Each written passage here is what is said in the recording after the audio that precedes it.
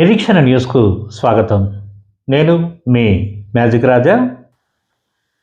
గోదావరి ఖని ప్రభుత్వ బాలుర కళాశాల మైదానంలో తాత్కాలికంగా ఏర్పాటు చేసిన హోల్సేల్ కూరగాయల మార్కెట్ను వెంటనే మేదర్బస్తీ కూరగాయల మార్కెట్కు తరలించాలని డివైఎఫ్ఐ పెద్దపల్లి జిల్లా కార్యదర్శి కొంటు సాగర్ డిమాండ్ చేశారు. మేదర్బస్తీ మార్కెట్లో నిర్మాణాలు పూర్తయిన హోల్సేల్ మార్కెట్ను తరలించకపోవడంతో కళాశాల విద్యార్థులు తీవ్ర ఇబ్బందులు పడుతున్నారని తెలిపారు. మార్కెట్కు వచ్చే డీసీఎం వ్యాన్లు, ద్విచక్ర వాహనాలను ఇష్టానుసారంగా పార్కింగ్ చేయడంతో ఉదయం ప్రార్థన, అసెంబ్లీ నిర్వహణకు కూడా ఇబ్బందులు ఎదురవుతున్నాయన్నారు.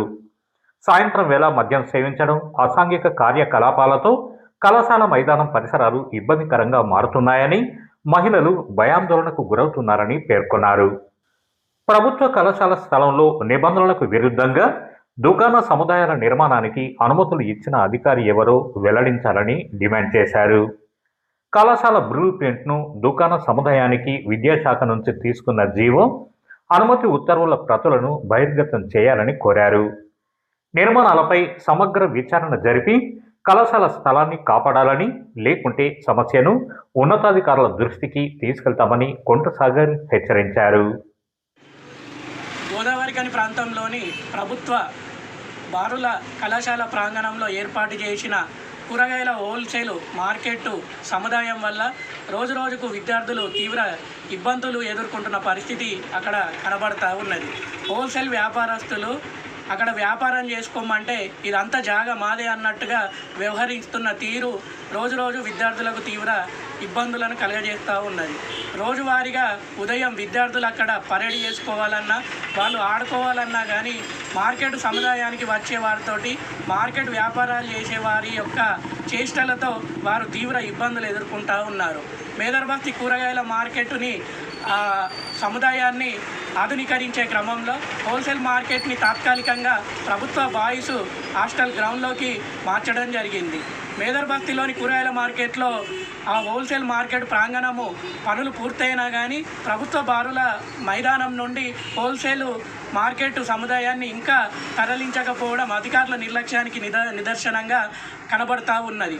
ఇదొక వైపు ఉంటే ప్రభుత్వ నిబంధనల ప్రకారం, విద్యా హక్కు చట్ట ప్రకారము ఎటువంటి ప్రభుత్వ పాఠశాల, కళాశాల ప్రాంగణానికి సంబంధించిన స్థలాలలో ఎటువంటి వ్యాపార, వాణిజ్య కార్యకలాపాలు నిర్వహించద్దు అని చట్టాలు చెప్తున్నా కానీ గోదావరి ఖని పారిశ్రామిక ప్రాంతంలో ఉన్న మున్సిపల్ అధికారులు, అదే సింగరేణి అధికారులకు మరి చట్టాలపైన అవగాహన ఉందా లేదా అనేది మాకు ఇప్పటికీ అర్థం కావడం లేదు.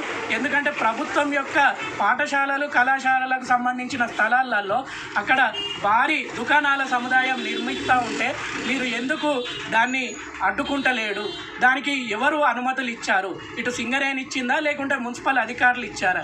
ఎవరు ఇచ్చినా కానీ ఒక ప్రభుత్వ పాఠశాల, కళాశాలకు సంబంధించిన స్థలాలలో ఎటువంటి వ్యాపార, వాణిజ్య సముదాయాలు, భవనాలు నిర్మించద్దు అని విద్యా హక్కు చట్టంలో స్పష్టంగా ఉన్నది. మీకు తెలియకపోతే అధికారులు ఇటు విషయం పైన స్పష్టత తెలుసుకొని ఈ విద్యార్థులకి ఎటువంటి సమస్య లేకుండా వెంటనే అక్కడ హోల్సేల్ కూరగాయల మార్కెట్ని తిరిగి మేదర్బస్తీ కూరగాయల మార్కెట్కి తరలించాలి. అదేవిధంగా ప్రభుత్వ కళాశాల మైదానంలో నిర్మాణాలు చేస్తున్న అట్టి భవనం పైన వెంటనే ఇటు సింగరేణి అధికారులు, మున్సిపల్ అధికారులు సర్వే నిర్వహించాలి. సర్వే నిర్వహించి దానికి అసలు అనుమతులు ఉన్నాయా లేవా అనేది ప్రజలకు తెలియజేయాల్సిన అవసరం ఉంది.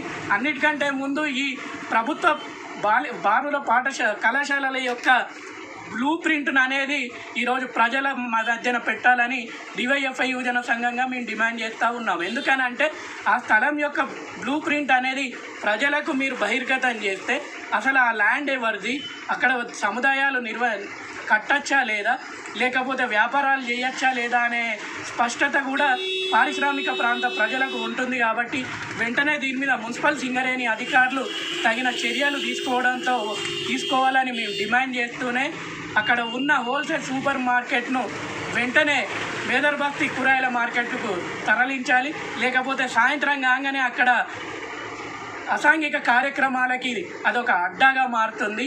వైన్స్ షాపులకు పర్మిట్ రూమ్లు ఎట్లా ఉంటాయో అదొక పర్మిట్ రూమ్ ప్రాంగణంగా తయారయ్యి ఇష్టానుసారంగా అక్కడ అసాంఘిక కార్యకలాపాలు జరుగుతూ ఉన్నాయి. కాబట్టి ఇవన్నీ దృష్టిలో ఉంచుకొని వెంటనే అధికారులు స్పందించి దాని మీద తగిన చర్యలు తీసుకోవాలని డివైఎఫ్ఐ యువజన సంఘంగా మేము డిమాండ్ చేస్తూ ఉన్నాం.